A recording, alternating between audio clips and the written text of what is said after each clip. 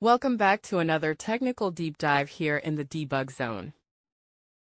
Today, we're tackling a big question and breaking it down with insights from other users. Hopefully, this clears up some misconceptions and helps you get the answer you need. So buckle up, stay a little curious, and let's jump right in.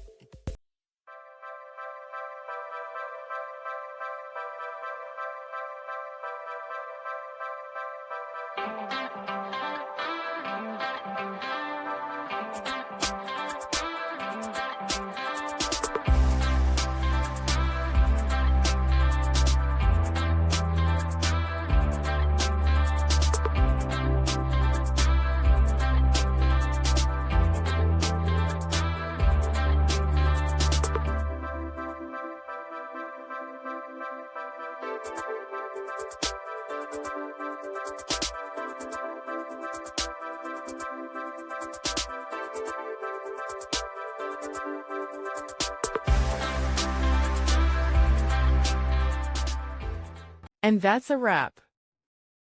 I hope you found the answer you were looking for. If you did, take a second to hit that subscribe button. It really helps out. And let me know in the comments which solution worked best for you. See you next time in the debug zone.